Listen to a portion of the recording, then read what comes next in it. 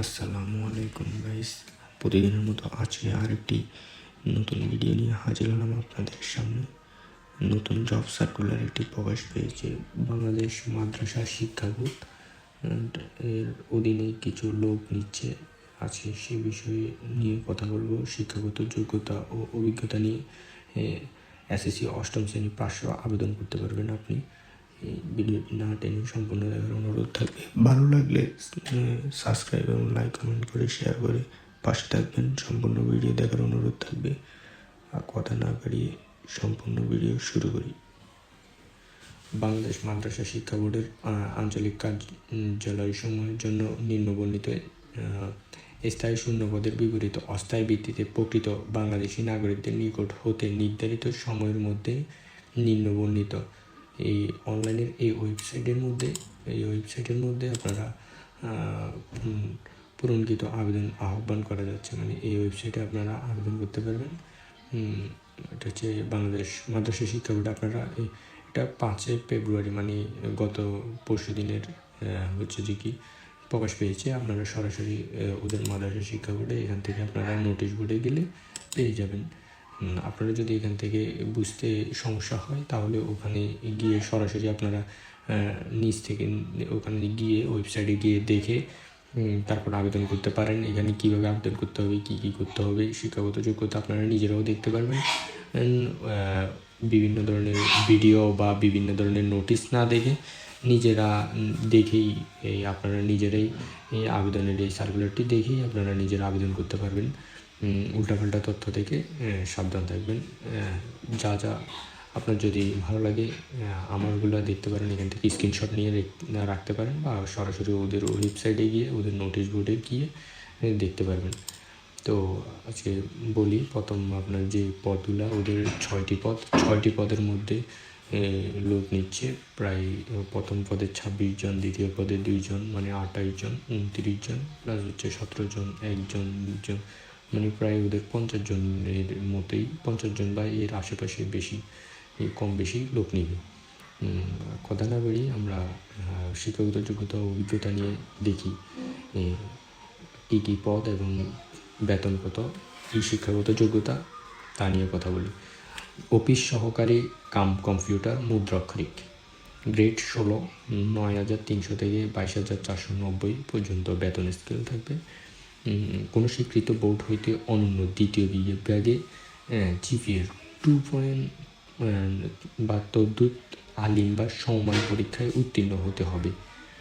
মানে আপনাদের মাদ্রাসা বোর্ডের অনুযায়ী আলিম শ্রেণী বা সমমান পরীক্ষায় উত্তীর্ণ মানে ইন্টারমিডিয়েট পাস হতে হবে। ইন্টারমিডিয়েট পাস করলে হবে। আর আপনার অভিজ্ঞতা লাগবে প্রতি মিনিটে বাংলা ও ইংরেজি মুদ্রাক্ষর লিখনের যথাক্রমে অনন্য 20 থেকে 28 শব্দের গতি থাকতে হবে। MS Word, MS Excel, PowerPoint, MS Access, ইন্টারনেটের অভিজ্ঞতা অগ্রাধিকার দেওয়া হবে। আপনার এইসব কম্পিউটারের এইসব যদি মাইক্রোসফটের এই জিনিসগুলো যদি আপনার বেশি অভিজ্ঞতা থাকে তাহলে আপনাকে অগ্রাধিকার দেওয়া হবে। আপনার যদি এইসবে বেশি অভিজ্ঞতা থাকে তাহলে আবেদন করতে পারেন।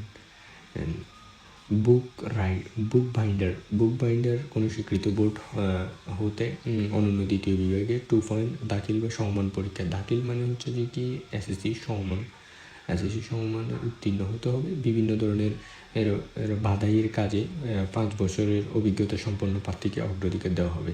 মানে আপনার যদি অভিজ্ঞতা থাকে সব চাকরির ক্ষেত্রেই সমান, আপনার যদি অভিজ্ঞতা থাকে তাহলে আপনাকে অগ্রাধিকার দেওয়া হবে।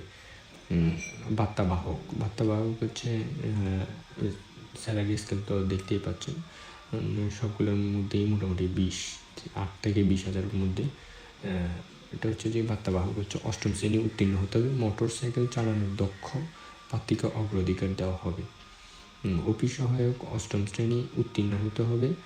মালি 8ম শ্রেণী উত্তীর্ণ হতে হবে। পরিচ্ছন্নতা কর্মী 8ম শ্রেণী উত্তীর্ণ হতে হবে।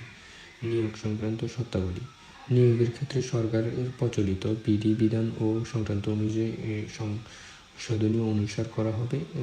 সকল প্রার্থীর ক্ষেত্রে 8/2/2026 তারিখে 18 থেকে 32 বছরের মধ্যে হতে হবে। 18 থেকে 32 বছর হতে হবে আপনার বয়স।